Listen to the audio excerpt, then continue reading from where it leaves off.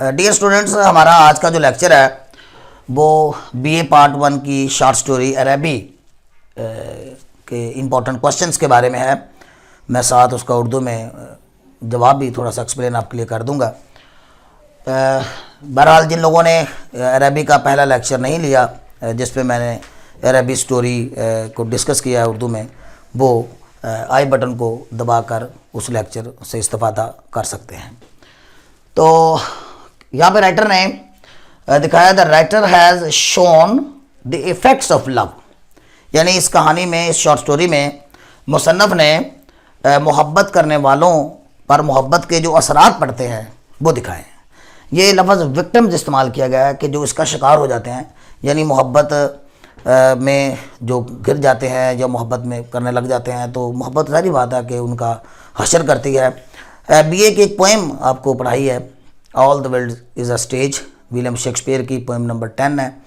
उसमें भी William Shakespeare ने भी जो एक तीसरी स्टेज दिखाई है इंसान की ज़िंदगी की, उसमें एक लवर का, एक आशिक का एक रूप दिखाया है। तो वो भी आहें भरता है, वो भी अपनी महबूबा को याद करता है। तो सारी जो हमारे यहाँ, हमारे उर्दू अदब में भी यहाँ पे इस तरह की कफ़ैयात नज़र आती हैं, यानी मोहब्बत का जो शिकार हो जाते हैं लोग,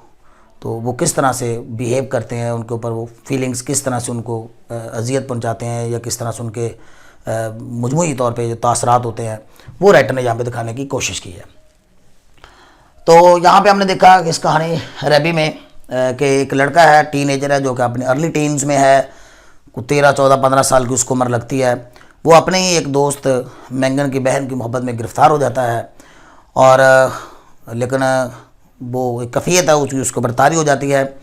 हालांकि लड़की जो है वो उसे ज़रा भी, उसे शायद इसकी मोहब्बत का इल्म नहीं है, मालूम नहीं है, लेकिन वो लड़का बहरहाल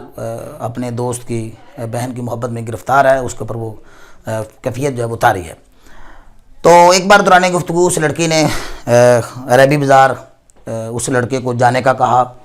तो उसके जवाब में उस हमारे कहानी का जो हीरो है, मेन कैरेक्टर है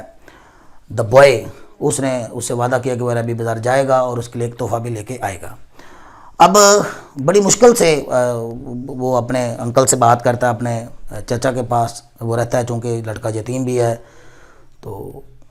उस दौरान जो है वो उसे 8 दिन का टाइम, 7 दिन का टाइम उसका अंकल देता है कि आप नेक्स्ट सैटरडे को चले जाना, और वो 7 दिन उसने बड़ी मुश्किल से गुजारे हैं। लड़का बहुत ही इम्पेशेंट नज़र आता है, बहुत बेसब्रा नज़र आता है, वो बहुत जल्दी अरबी बाज़ार पहुँच जाना चाहता है। और दूसरी तरफ उसके ऊपर जो मोहब्बत के जो फीलिंग्स हैं, वो भी जो कफ़ियत है वो बड़ी शिद्दत से तारी हुई है।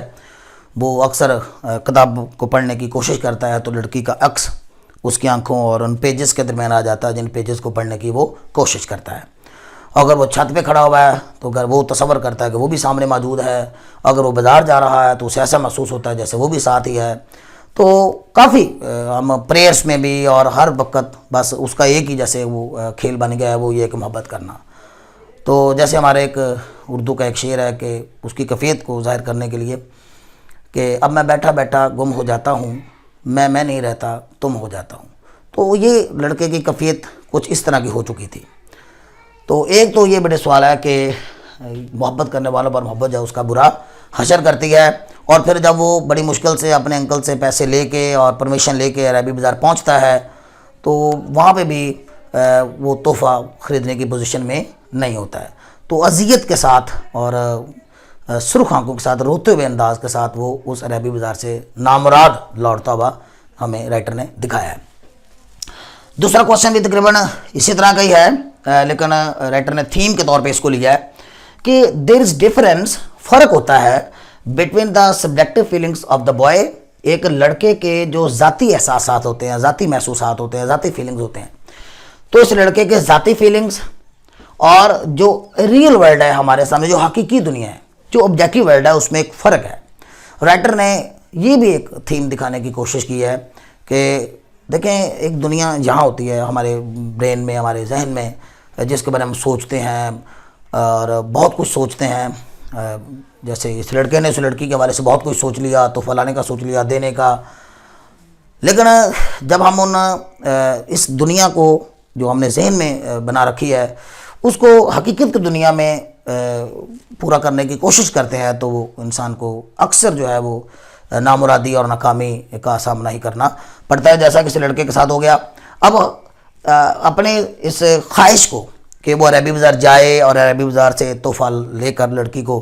पेश करे, इसे हकीकत का रूप देने में उसे किस कदर टेंशन और परेशानी और कर्ब से गुजरना पड़ा है, वो राइटर ने यहाँ पे में दिखाने की कोशिश की है। बहुत फ़र्क होता है इंसान को उस दुनिया में जो हमारे यहाँ है और इंसान की हकीकी दुनिया में जो हमारे सामने मौजूद है, तो इसमें बड़ा फ़र्क होता है।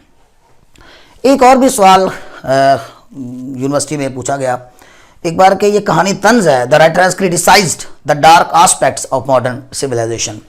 कि ये जो जदीद मगरबी तहजीब है इसके अंदर राइटर कहता है कि एक तारीख पहलू जो है राइटर ने उसको क्रिटिसाइज़ किया है। तारीख पहलू इस कहानी में क्या है कि इतनी छोटी उम्र में जो है वो सेक्स के फीलिंग्स जो हैं या जो अपोजिट हमारे सन्फ है उसकी तरफ जो अट्रैक्ट होने का जो अमल है जो उसके ऊपर राइटर ने क्रिटिसाइज़ किया है कि किस तरह जो है एक छोटी उम्र, हालांकि कोई 13, 14, 15 अर्ली टीन्स कोई एज नहीं है मोहब्बत के मामलात के हवाले से, लेकिन वो उसकी तरफ उसे कशिश महसूस करता हुआ राइटर ने दिखाया है। तो शायद राइटर ये दिखाना चाहता है कि मॉडर्न सिविलाइजेशन के अंदर ये चीज़ कुछ ज़्यादा ही हो गई है। ये फीलिंग्स इंसान के मोहब्बत के या सेक्स के या जो भी फीलिंग्स इंसान के ऊपर तारी होते हैं, लेकिन राइटर ये समझता है कि ये एक प्रॉपर एज को इसकी होनी चाहिए। वो शायद कुछ ज़्यादा राइटर अपने जहन में लिए हुए है, लेकिन ये है कि ये बच्चा जो है वो 13 साल की उम्र में या 14 साल की उम्र में इस तरह की फीलिंग्स जो है वो महसूस कर रहा है। तो ये एक जदीद तहजीब का एक डार्क पहलू है, एक तारीख पहलू है, और ख़ास तौर पर खसूसन वेस्टर्न सिविलाइजेशन में इस तरह के जो फीलिंग्स जो हैं वो छोटी उम्र में जो है वो यंगस्टर जो है वो महसूस करते हैं। तो डियर स्टूडेंट्स, ये 3 सवाल ही काफ़ी होंगे। अगर इनका मटेरियल जो है कोई 150 से 200 लफ्ज़ों का अल्फाज का मटेरियल जो है वो कलेक्ट कर लिया जाए, उसको याद कर लिया जाए, तो that would be enough to attempt the questions